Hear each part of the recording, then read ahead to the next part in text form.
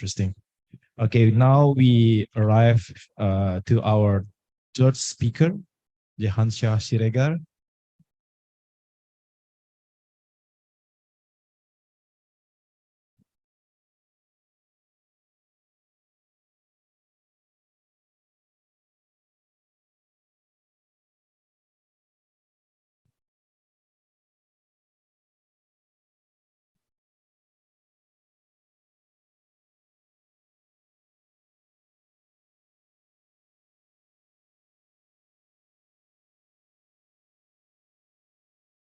Good afternoon, everyone. Thank you for the committee for the invitation. My name is Muhammad Jahansyah Siregar. I belong to Housing and Settlement Research Group. And therefore, the title of my presentation is Conscious Settlements, New Capital City, New Housing Strategy. We are talking about the new capital city again in this afternoon session. Okay, next please.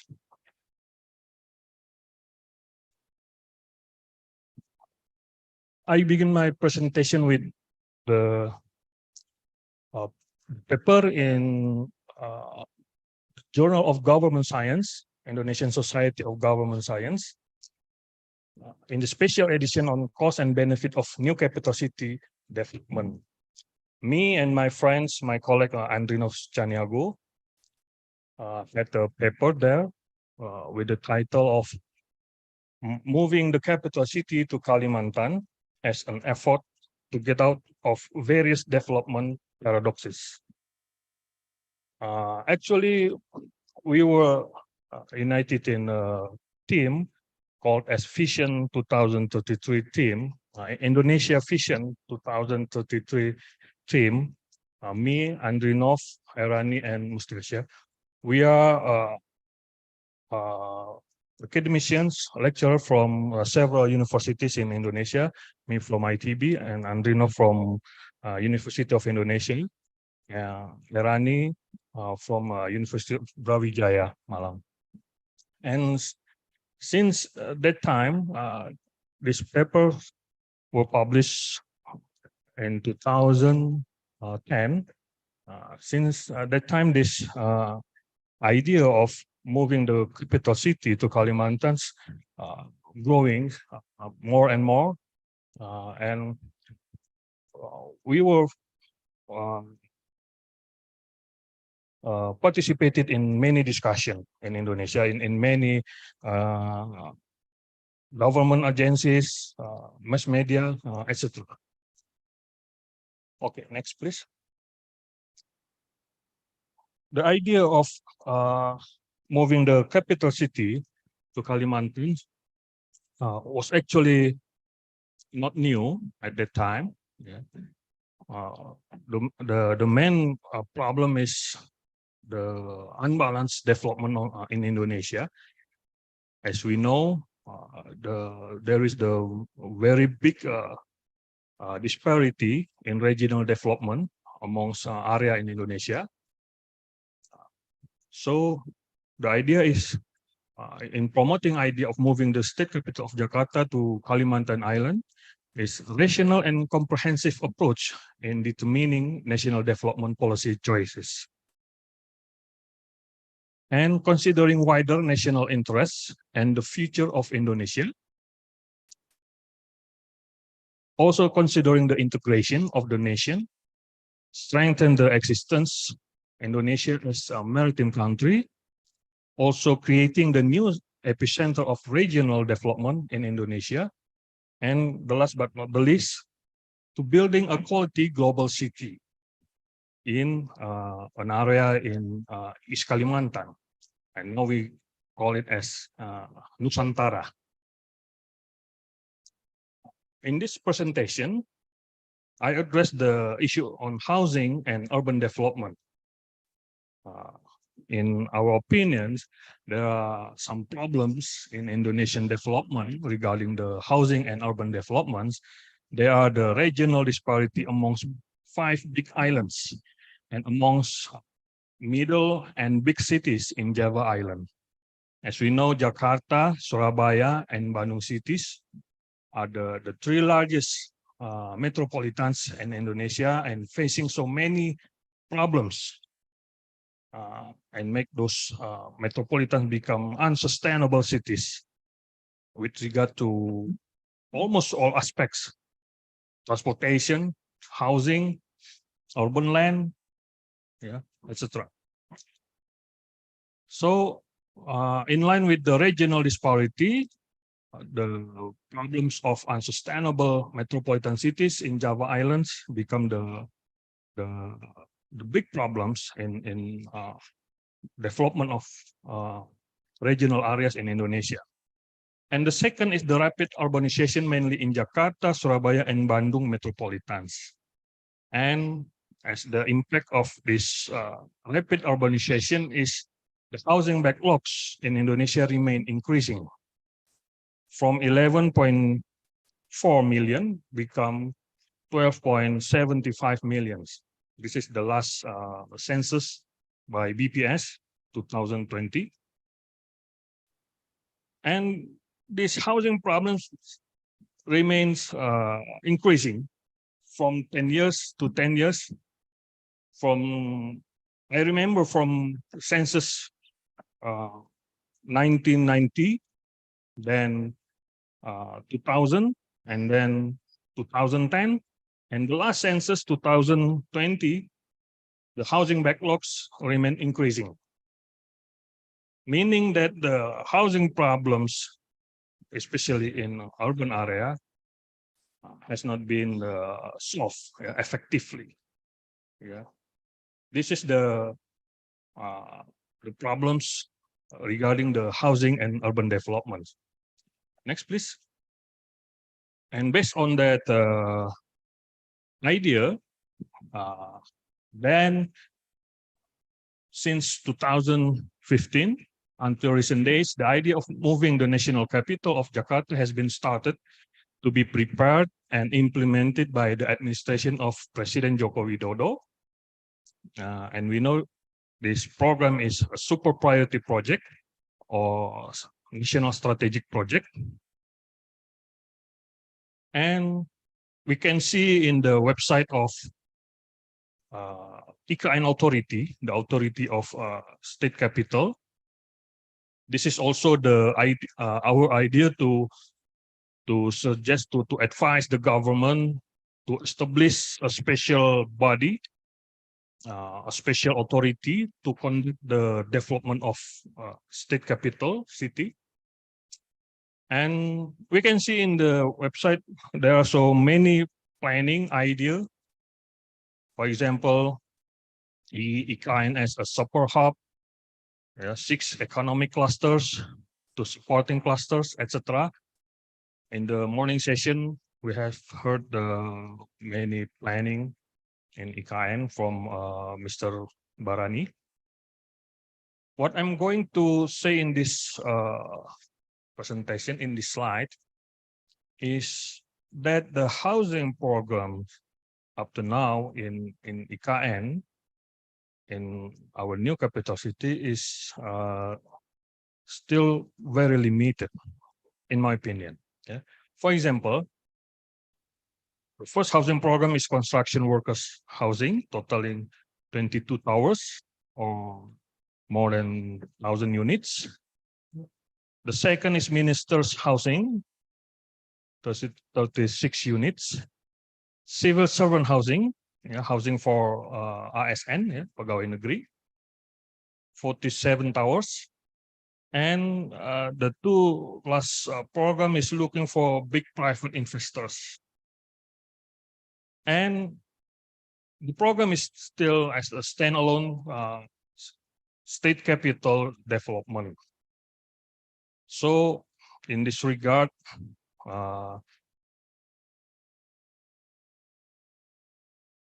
we note that the many problems has to be addressed and become adversary points to the government. The first is remain lack of consideration of linking the capital development with other cities' problems. As the previous presentation slide, the problems in Jakarta, Jabodetabek, and Java Islands do not be linked yet, with this IKN program. And the second is no strategy and plan to mitigating housing problems in three biggest metropolitans in Java Islands. What about the housing problems in Jakarta and Jabodetabek, in Surabaya and in Bandung? At the same time, the IKN projects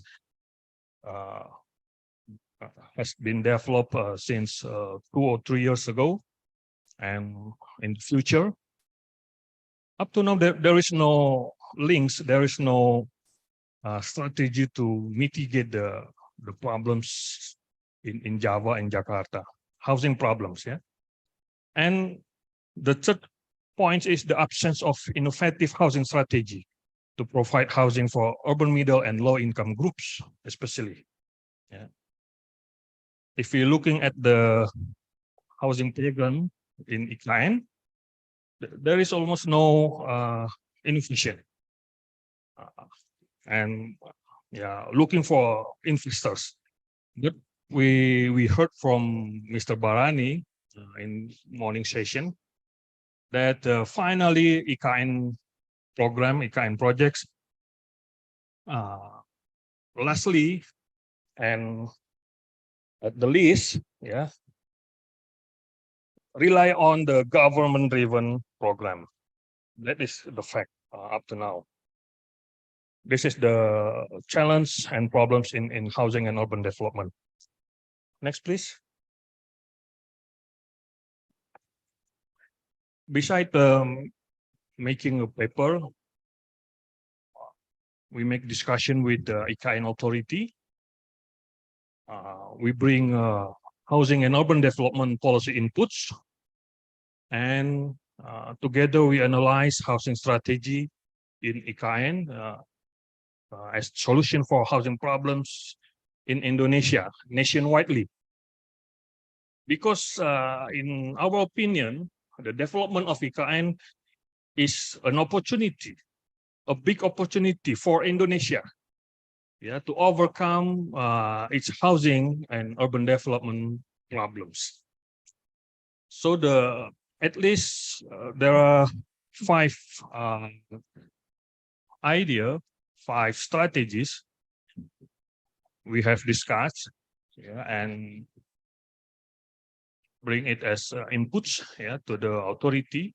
And up to now, this idea still in the development and research. We are going to looking at the next year how the IKN authority will deal with housing problem. The first point is public sector-led development in housing and urban development. This is very important aspect. From these 5 points, we can discuss this further because there will be many aspects to be discussed, and these are not related to technical matters. 2 minutes left. 2 minutes, okay. Public sector-led development in housing and urban development, as Mr. Sibarani already mentioned. He said a government driven development, and put public housing development as the spearhead of regional development. The second is strategy and program for sustainable community and housing. This is also important, and it needs a strong concept of whom the housing is for in IKN, and what type of new communities to be developed. The third is managing inclusive economic development, manage the increase of land value, and enable the government to manage better than existing cities. The fourth is range of housing choices, including public housing, self-help housing, and state housing, besides commercial housing. Meaning that government should develop housing delivery systems and housing tenantships rather than only about housing projects. As we look at the previous slides, only housing projects brought by Ministry of PUPR, housing types, prices, and unit sizes. No, government should develop the housing delivery system, including public housing and sub-housing. And the fifth is focus on low income and middle income groups. This is mandated in our constitution, Article 28H. Because the main objective of housing development in IKN is to balancing housing supply, besides to provide public servant housing, of course, and to control the urban growth. But the problem of imbalance housing supply in Indonesia remain. And the second, most houses were provided as high density and high-rise flat and multi-family apartments. This is already mentioned by IKN authority, and the challenges for architectural design. So type of housing doesn't look repetitive and boring. So these are only technical and architectural design challenge, but in the bigger idea of housing development and in policy level, the government should develop many new policy direction, new housing strategies, and new housing delivery system.